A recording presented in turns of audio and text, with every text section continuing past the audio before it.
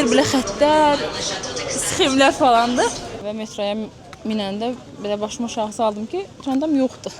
Kim deyirsə Parisdən belə gəl, düz deyirmiş. Bakı istəyirəm. Çox qorxduq. Mən qorxumdan kameranı çıxarıb çəkə belə bilmədim.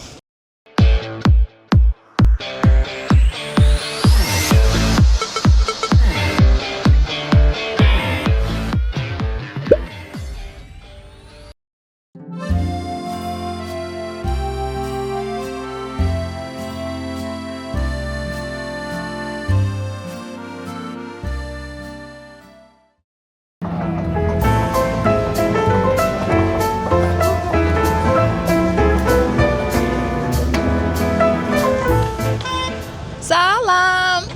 İkinci gündən hamınıza salamlar. Deməli, ikinci günün ilk gəldiyimiz yer mərkəzdə yerləşən Arc de Triomphe'dur, yəni Zəfər tağı. Deməli, bu abidə 1806-cı ildə Napoleon Bonaparte tərəfindən Fransa ordusunun qələbələrini qeyd etmə şərəfi ilə tikilib. Yəni, o bu qələbələri qeyd etmək istəyib. Ancaq təəssüf ki, bu abidəni görmək ona qismət olmayıb. Çünki tam tikilib bitmədən Napoleon Bonaparte həlak olub. Təxminən 50 metr hündürlüyündədir. Yəni, mənim çox da bəyənməsəm də Parisin ən çox belə ziyarət olunan abidələrindən biridir. Burada şəkil çəkdirmək çox mümkün olmur, çünki qarşısında həmişə maşınlar belə olur.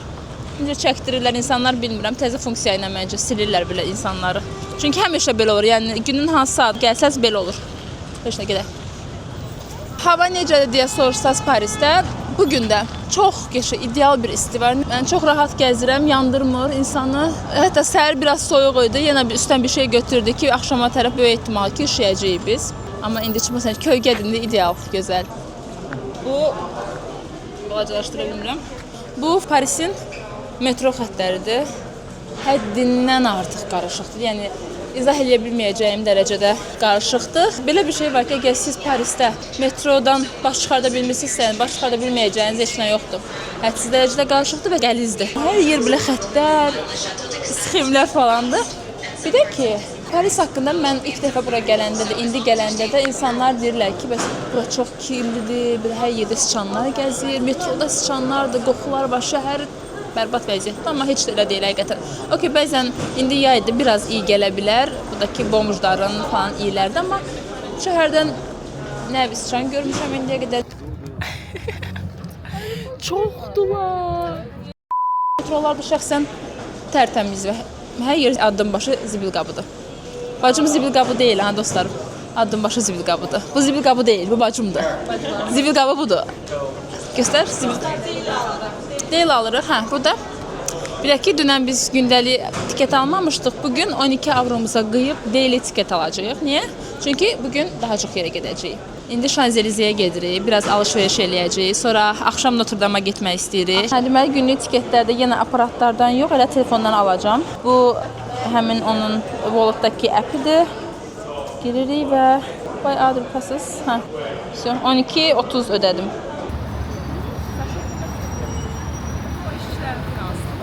Dünən gələ bilmədiyimiz, amma bugün çox rahatlıqla tapdığımız Şanzelizədəyik. Parisin ən canlı və ən lüks küçələrindən biridir. Gözəldir, maraqlıdır, çox fərqli insanlar var. Bəli, fərqli. Belə turistlərdir də amma. Belə yerlər, Deməli, bütün böyük şəhərlərdə var. Barselonada, İstanbulda, Bakıda. Bakının Bakıda da portbaksusudur. həmçinin. Ona görə belə çox fərqli gəlmir insanlara, amma hərəsinin özünə məxsus vibe'ı var.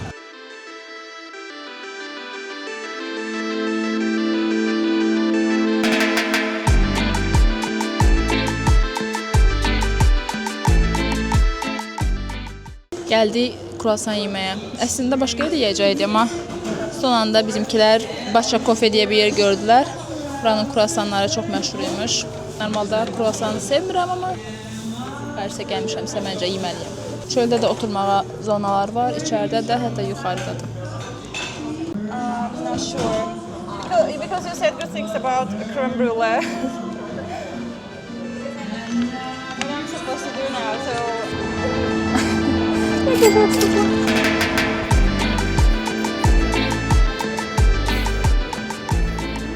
Gəldik Louvre muzeyinə, amma sadəcə çölünü gəzməyə. Niyə? Çünki bilet almamışıq. Yenə həmişə biz əvvəldən almalıydıq biletləri. Hər zaman olduğu kimi, bütün vloqlarımda dediyim kimi burada da deyəcəm. Biz bileti almağı son ana saxladıq və artıq baxandakı səhifəyə alaq və orada gördük ki, sold out olub bütün biletlər. Ona görə də almadıq. Amma yenə də gəldik ki, bəs ən azından həyətini gəzək, uşaqlara göstərək ki, gəlsinlər. Son dəfə buraya gələndə qış idi və yenə biletləri almamışdıq. Bizə demişdilər ki, bilet almadan da içəri girə bilərsiniz, amma çöldəki canlı növbəni gözləməlisiniz. Hansı ki, bilet alan insanların sırası bitəcək və ondan sonra artıq açıq növbə başlayacaq ki, biletin yoxdursa elə ala bilərsən. Biz ilk gün gözlədik, gördük ki, yəni bu imkansız bir şeydir, yəni bitməyəcək. Ona görə də dedilər ki, növbəti gün səhər saat 7-də gələn adam az olur. Biz 6-da oyandıq, durduq, gəldik Louvre. Amma yenə də saat 7 belə olsa növbə yəni hədsiz dərəcədə uzun idi. Amma ikinci giriş deyə bir şey var, biz onu tapdıq. Karusel deyə bir yer var, bir muzey var, balaca bir muzey. O muzeyin altından girirsiniz. Burada məsəl üçün növbədə 100 nəfər olursa, siz 2 saat gözləməlisiniz. Orada növbədə olur 6-7 nəfər, çox az adam olur. Yəni əvvəl elə idi, indi bilmirəm, onu çözüblərmi, tapıblarmı o gizlin yolu, amma yenə də o sizdə daha çox vaxt qazandıra bilər deyə düşünürəm. Amma biz 2 dəfə də eyni səhv elədik, ona görə biz yenə girəmədik. İnşallah 3-cü dəfə Parisə gələndə girə bilərik.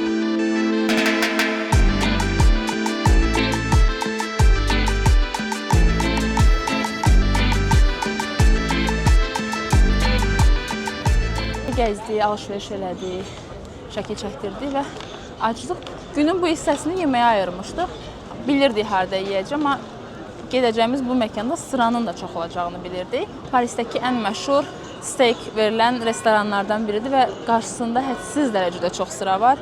Hansı ki, mən heç vaxt sıra gözləmərəm, heç nə üçün gözləmərəm deyən insan bir sıranın ən axırında gözləyəcəm. Ümid edirəm ki, tez-tez sıra azalar. İndi sizə gedim, hansı restoran olduğunu və 2 sıranı göstərəcəm.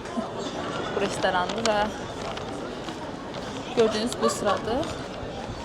Bu restoran niyə məşhurdur? Onu indi içəri gedib həmin o steaki yanında görəcəm. Çünki deyirlər ki, steaklər çox möhtəşəm pişirilir. Yəni sosları da özəldir həmçinin.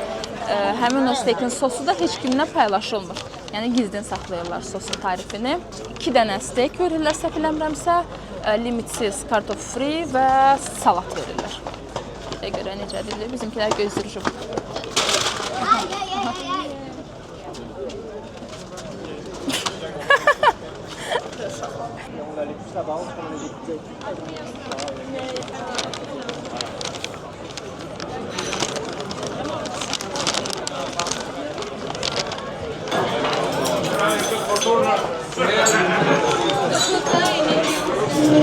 Thank you so much. Burada sadəcə 3 növ steak var. Orta pişmiş, az pişmiş, bir də ki yaxşı pişmiş. Qanlı ət yeyə bilmədiyimə görə mən yaxşı pişmiş seçdim, ancaq digər qızlar medium seçdilər.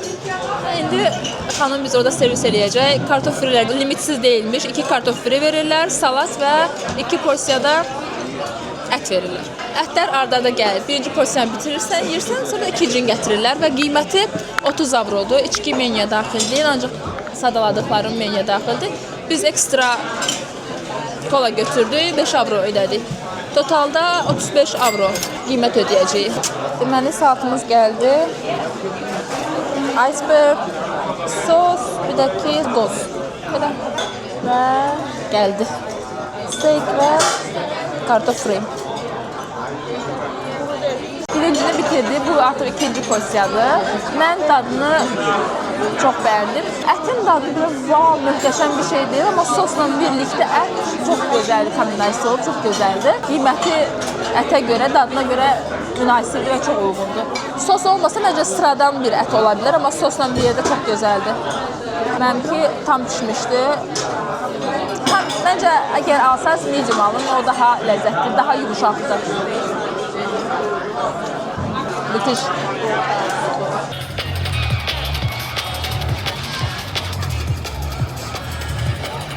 Hazırda Parisin ən möhtəşəm abidələrindən biri olan Notre Dame de Paris'in qarşısındayıq. Kilsə 1163-cü ildə tikilməyə başlayıb, ancaq 1345-ci ildə onun inşası tamamlanıb. 2019-cu ildə bu kilsədə çox böyük bir yanğın oldu və əsas konstruksiyası pozulmasa da kilsənin kənar tərəfləri yandı. Elə buna görə də bir çox ölkədən milyonlarla iyanə toplanıb həmin bu kilsənin restavrasiyasına xərcləndi. Demək olar ki, hazırda kilsənin bir hissəsinin restavrasiyası tamamlanıb və insanlar meydana yığışaraq kilsəni ziyarət edə bilirlər. Kilsənin üzərində Emmanuel adlı bir zəng var ki, bu zəng sadəcə çox önəmli hadisələrdə çalınır. Bu arada mənim ən sevdiyim əsərlərdən biri olan Victor Hugo'nun Notre Dame kilsəsinin Qozbeli əsəri idi. Həm əsəri, həm onun tamaşasını çox sevirik. Ona görə də biz ilk dəfə bura gələndə bu kilsəni görəndə bir qəribə hisslər yaşadıq. Bütün obrazlar gözümün qarşısına gəldi. Kilsə, obrazlar, daha belə əsər beynimdə tamamlandı.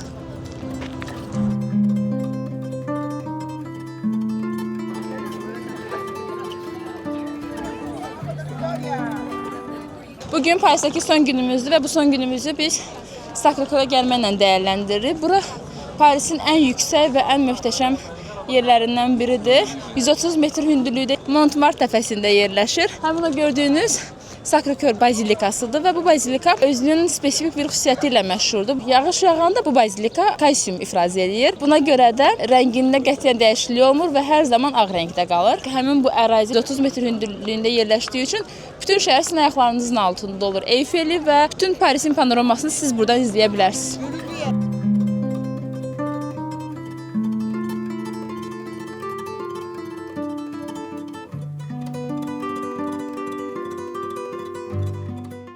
Az iyisindən ölürəm mən. Kim deyibsə Parisdən belə gəl, düz deyirmiş. Allahım, biz yanlış bilmişik. Biz birinci gün belə demirdik. Bu nədir? Bakı istəyirəm. Bura yox, Parisdən belə iyi gəlmirdi qızlar, buradan gəlir. Mərkəzdən belə iyi gəlmirdi. Mənim Sacré-Cœurdə ən sevdiyim şey bazilikanı görüb o tərəfi gəzməkdən çox şəhərin özünü gəzməkdir. Bu əraziləri, küçələrin araları ilə gəzmək çox gözəldir. Çünki o qədər çox kafe var, fərqli-fərqli, rəng-bərəng kafelər var hər yerdə. Hər birində oturmaq istəyirsən, bir şey içmək, bir şey yemək istəyirsən, amma vaxtım çox vaxt buna kifayət eləmir. Mən Parisə gələndən ilk dəfə özümü burada belə həqiqətən təhlükədə hiss elədim. Deməli, bura gəlmək üçün metrodan istifadə edirik. 2 metro dəyişirik. İkinci metroya artıq bura çatmağa bir 2-3 stansiya qalmış. Yanımıza qara dərili bir oğlan oturdu və oturanda belə tipindən də ən də düzgün bir olmadığı görünürdü. Bizim də düz yanımızda 2 dənə polis var idi. Adam gəldi, bizim yanımıza əyləşdi və belə öskürməyə, belə qəribə şeylər eləməyə başladı. Xanım qızı biraz ondan uzaqlaşdı. Bu da başladı danışmağa ki, bəs I'm sick, sən başa düş, mən xəstəyəm, sən başa düşürsən xəstə olmaq nə deməkdir, nə bilim, nə. Elə boş-boş danışdı. Biz heç qətiyyən o tərəfə baxmırıq. Polis də düzünü döndərdi, biz də baxdıq, heç o tərəfli olmadılar. Başa düşürük ki, bizi narahat edirlər, amma polislərin veclə belə olmadı. Nəysə, sonra oğlan başladı şey eləməyə, İngilizcə danışmağa. Deyir ki, if you want to die, bla bla bla. Yəni, əgər deyirsən ölmək istəyirsənsə, belə təhdidvari bir şeylə dedi, amma axırını fransızca tamamladı. Biz də bilmədik nə deyir. Sonra belə qəribə səslər çıxardı. Çox qorxduq. Mən qorxumdan kameranı çıxardıb çəkə belə bilmədim. Nəysə, polisdə də heç nə eləmədilər. Yəni, qətiyyən də, yəni, hətta düşüb getdilər. Biz də götürdü, bizim stansiyamız olmamasına rəğmən düşdük. Vagondan düşdük, yəni, adam nəsə eləyə bilərdi, qorxduq.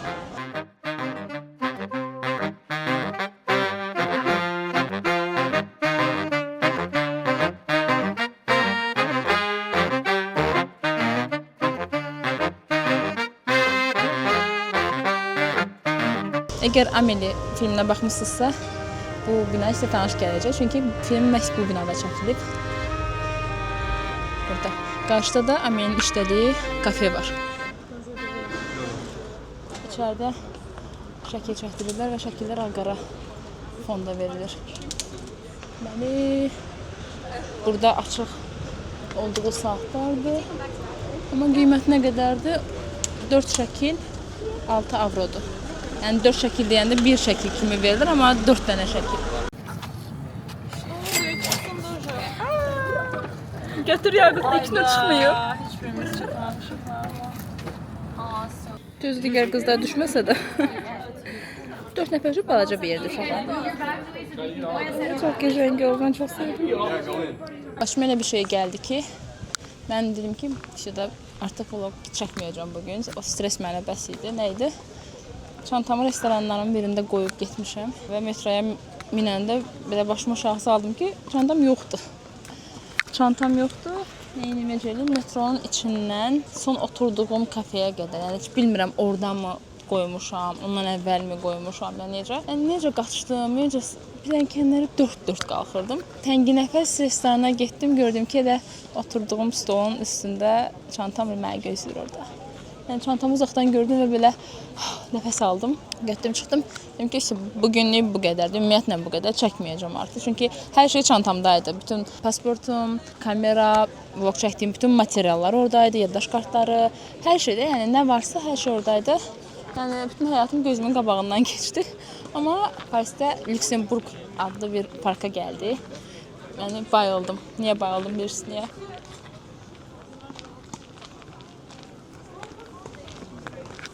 Düz parkın ortasında tenis kortu var. Digər tərəfdə uşaqlar futbol oynuyorlar. Orada voleybol oynuyorlar. İnsanlar parkda gəlib çox belə əsl filmlərdəki kimi gəlirlər, otururlar. Filmlərdə necə otururlar bilmirəm, amma belə ağlıma gəldi.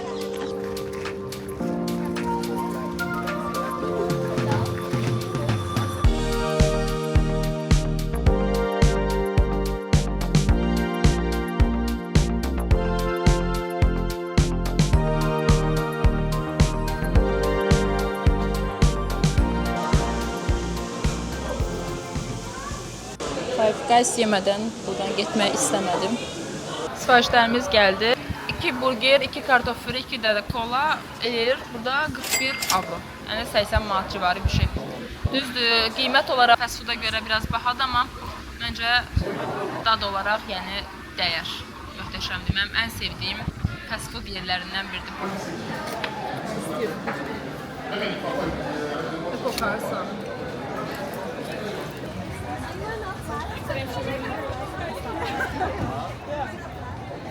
Elə Eyfelin qarşısından məncə Paris səfərimizi burada yekunlaşdıraq. Biz sabah səhər tezdən saat 6-da artıq Bakıya qayıdırıq. Uçuşumuz var. Təəssüratlarımı desəm, bu vlog biz qız-qıza çıxdığımız səyahətin vlogu idi. Yəni heç bir əvvəlcədən planlaşdırılma, heç bir komanda ilə gəlmək yox idi. Hər şeyi mən özüm çəkdim, yəni və mən və bacım gil çəkdi. Bilmirəm nə qədər yaxşı, nə qədər pis, ancaq mənim üçün çox əyləncəli oldu. Onlar üçün belə oldu mu, olmadı mı, mən bunu bilmirəm. Hər vlogumun sonunda dediyim bir şey var ki, getməyə lazımdır, amma bunu sadəcə söz olaraq qəbul eləməyin. Bu sözün əsl mənasında sizə mənim yaşadığım təcrübələrə əsasən verdiyim bir məsləhətdir. Çünki yeni bir dad, yeni bir mədəniyyət, yeni insanlar, yeni şəhər, yeni bir şey hər zaman sizin həyatınızda özü bir yenilik ola bilər, fikirlərinizi dəyişə bilər, sizin üçün çox gözəl başlanğıclar nəticələnə bilər. Nəysə, uzatmayacağım. Yəni, sadəcə bunu bilməyinizi istəyirəm ki, getməyə lazımdır.